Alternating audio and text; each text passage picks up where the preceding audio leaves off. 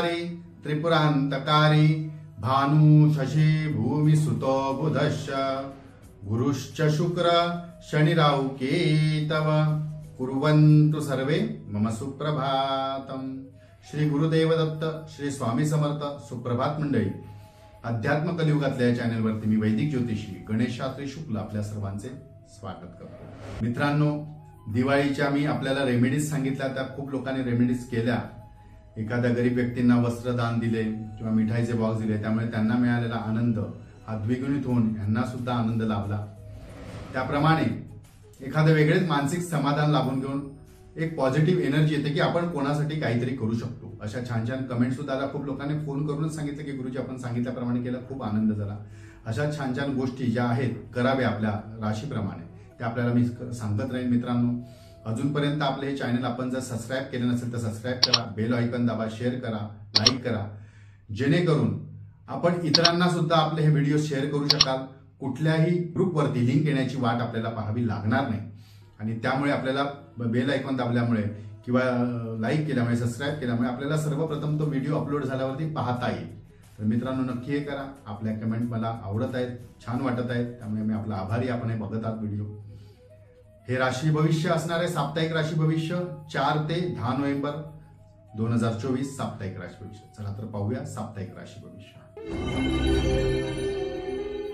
4 November ते 10 November 2024 साप्ताहिक राशी भविष्य वृश्चिक राशी। या सप्ताहात समोरील व्यक्तीकडनं किंवा अपोजिट व्यक्तीकडनं कुठल्याही गोष्टीची किंवा कुठल्याही मदतीची अपेक्षा ठेवू नका, किंवा त्यांनी ती कामे आपली पूर्णच करावी, वेळेतच करावी, त्यांनी करायलाच हवी असाही दबाव त्यांच्यावरती आणू नका।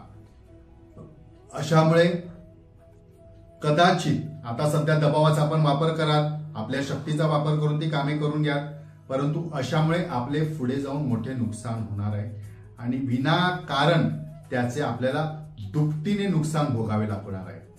त्यामुळे समोरील व्यक्तीकडनं कुठल्याही दबावात, कुठल्याही प्रेशरने आपली कामे करून घ्यायला जाऊ नका।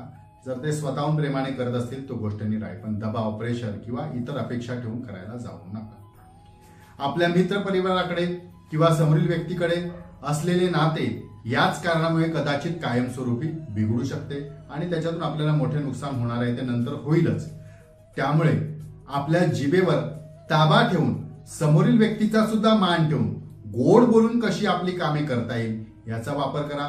शब्दांचा वापर करताना आपण विनाकारण, क्षुल्लक कारणातून वादविवाद निर्माण होणार नाही याची सुद्धा काळजी घ्यायची। म्हणजे शब्दाचा वापर जपून करायचा आहे। आपल्या शब्दातून विनाकारण वादविवाद निर्माण होतील किंवा इतरांची उणीधुणी आपण काढाल आणि त्याच्यातून वादविवाद होणार नाही याची आपण काळजी घ्या। असे वादविवादातून वाद वाढू शकतात, कामे होणारच नाहीत आणि नुकसान जास्त होईल। त्यामुळे गोड बोलून, प्रेमाने समोरील व्यक्तीचे मन जिंकून कसे काम करता येईल, कसे आपले कार्य साधता येतील याकडे या काळामध्ये लक्ष द्या। अन्यथा कामही होणार नाही आणि समोरील व्यक्ती सुद्धा दुरावून आपले नुकसान होऊ शकते। पुन्हा मी तेच सांगतोय आणि तेच सांगितलंय, याकडे मात्र लक्ष द्या। या सप्ताहात आपल्यासाठी शुभ तारखा असणारे 8 आणि 9, शुभ अंक असणारे 8 आणि रंग असणाऱ्या काळा याचा आपण लाभ करून घ्या। त्याचबरोबर मित्रांनो, या सप्ताहामध्ये 10 तारखेला जी कुष्मांड नवमी आहे, त्या कुष्मांड नवमीच्या दिवशी आपल्याला मसूरची डाळ 1.25 किलो आणि एक कुष्मांड कुठल्याही गणपतीच्या देवळामध्ये जाऊन त्या पुजाऱ्यांना, त्या असलेल्या ब्राह्मणाला द्यायचं आहे। ते देऊन त्यांना नमस्कार करून त्यांच्याकडनं आशीर्वाद घ्यायचा आहे। जी सध्या आपली चिडचिड चालू आहे, ज्या चिडचिडीमुळे, सतत रागामुळे कामे पूर्ण होत नाही, ती कामे पूर्ण होतील आणि कुष्मांड दानाचे वेगळेच फल आपल्याला प्राप्त होईल, याचा आपण लाभ घ्या। मित्रांनो, आपल्या राशीप्रमाणे जे मी कुष्मांड दान आपल्याला करायला सांगितले आहे, कुष्मांड दानाचे कार्तिक मासामध्ये खूप वेगळेच फळ सांगितलेले आहे। त्याचमुळे मी आपल्याला हे करायला सांगत आहे। कार्तिक नवमीच्या दिवशी म्हणजे कुष्मांड नवमीच्या दिवशीच फक्त कुष्मांड दान दिलं जातं आणि कुष्मांड दान घेतलं जातं। इतर कुठल्याही दिवशी कोणी ते कुष्मांड दान घ्यायला जात नाही आणि द्यायला जात नाही। त्यामुळे हा काळ उत्तम आहे। या काळात कुठल्याही परिस्थितीमध्ये हे दान आणि सांगितलेली रेमेडीज आपण नक्की करा, याच्यातून चांगला फळ प्राप्त होतं। कुष्मांड दानाचं वेगळं फळ आहे, कथा सुद्धा आहे, मी केव्हा तरी सांगेन, म्हणजे नक्की करा। मित्रांनो, या रेमेडीज सांगितल्या मुद्दाम करा, याच्यातून चांगले फल प्राप्त होते, चांगले व्हायब्रेशन मिळते आणि काहीतरी चांगल्या गोष्टी करतात। जबरदस्ती नाहीये, आपण आधी करून जर आपल्याला त्याचा फायदा झाला असेल तर नक्की आपण करा, याचा फायदा होईलच। आणि मी मागच्या वेळी जी रेमेडी सांगितलं त्याचे सुद्धा आपण कमेंट करा, या रेमेडीचं सुद्धा आपण कमेंट करून मला कळवा. आपण स्वामी समर्थ किंवा श्री गुरुदेव दत्त ज्या काही आपण जप करतायत किंवा मला कमेंटमध्ये लिहितात त्याबद्दल मी आपला आभारी आहे.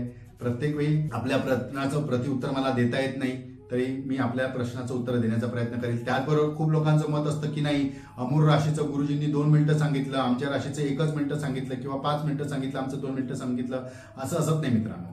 त्या राशीप्रमाणे जे मला तुम्हाला सांगणं योग्य वाटतं, जे सांगणं योग्य आहे तितकाच भाग मी तुम्हाला सांगतो. उगाच जास्त काहीतरी सांगून टेन्शन देण्याचा प्रयत्न करत नाही किंवा द्यायचं नसतं. तर ज्या गोष्टी मी सांगितल्या त्याच गोष्टी मी सांगितल्या, पुन्हा पुन्हा तेच सांगतोय.